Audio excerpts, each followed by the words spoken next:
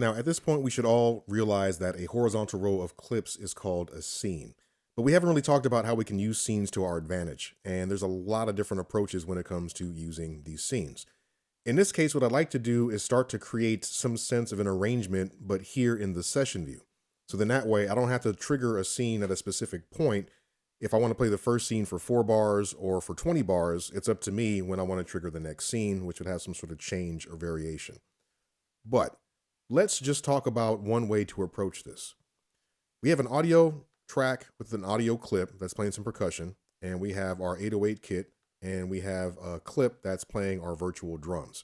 And inside of our virtual drums, we have how many different sounds? We have a cymbal, we have a closed hi-hat, we have a clap sound, and we have a kick. So there's 4 distinct elements in this virtual drum beat. And then on top of that, we add the percussive loop. So if we're talking about arranging a tune, okay, thinking about a way that we could build this up, more than likely, I don't want to start the MIDI drums with every single drum sound playing, because it doesn't really give me any place to go. I want to create an arrangement that feels a bit more dynamic.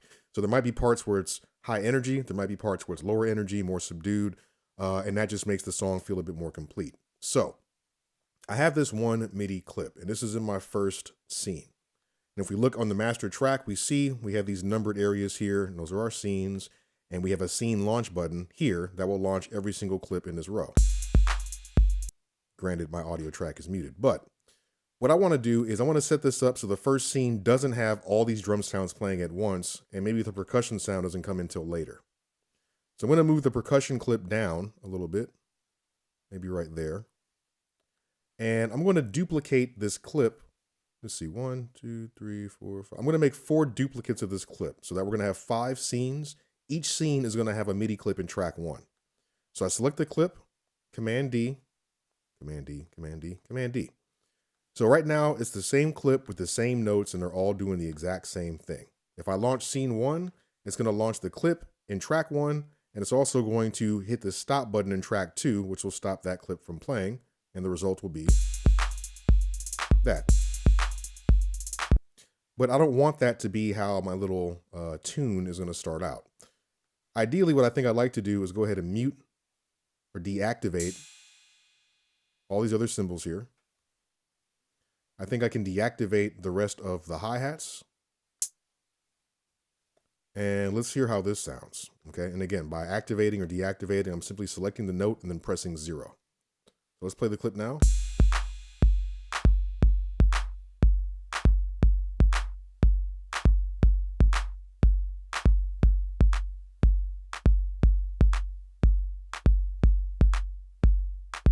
Now, if we went to the next scene,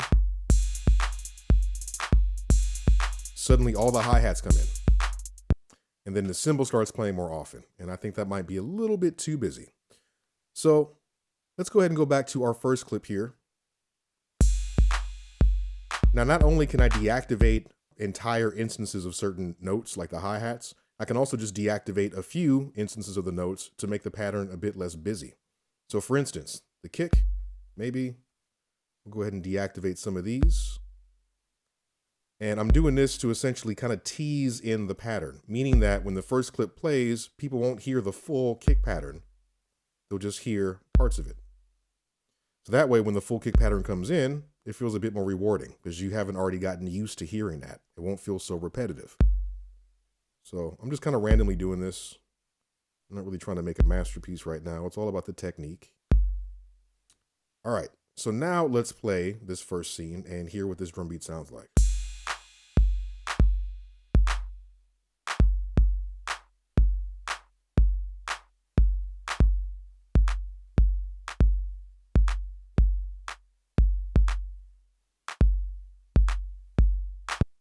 Okay, so now if we go to the next scene, what I've essentially done is made it so that I can make the beat feel like it's building up if I go to the second scene, but still don't have all the hi-hats in. So for instance, let me go ahead and deactivate these. So in my second clip, that's what I've selected. I've deactivated all the hi-hats, but now all the kicks are active and I have all the cymbals active. So if we play the first clip, the first scene, and go to the second scene, let's hear how that changes.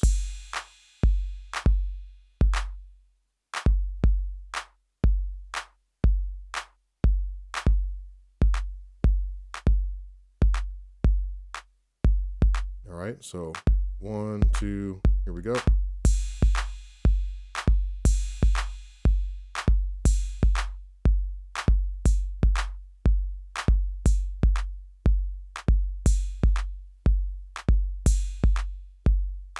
then we go to scene 3, which will have the hi-hats in it.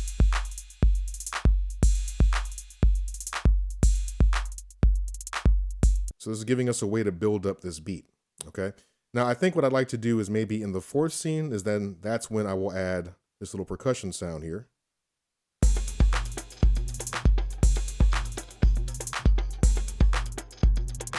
And again, there might be things I do with this audio clip or effects that I apply to change how it sounds. But for now, we're starting to see how we can use audio clips and MIDI clips together to complement each other. And especially when we're using these set up as scenes, it gives us a chance to create a bit of arrangement in the session view. So just to get an idea of what's going on here, let me see. Let me duplicate this percussion clip into scene 5. And in scene 5 here, I think what I'll do is I'm going to deactivate the clap. All right, so we're going to run through the scenes here and just kind of get an idea of how using scenes in the session view can allow us to turn our loops into a bit more of an arranged piece. So here we go.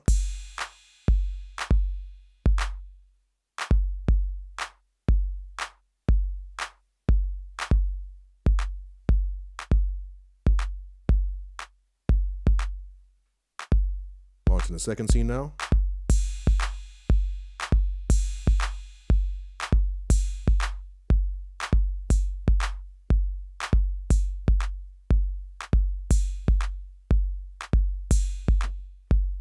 All right, scene 3.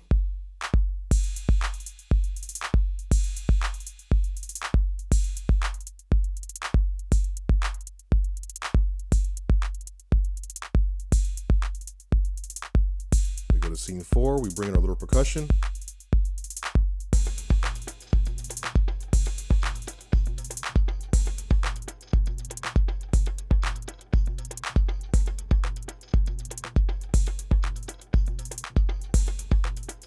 And in the last one, we take the clap out.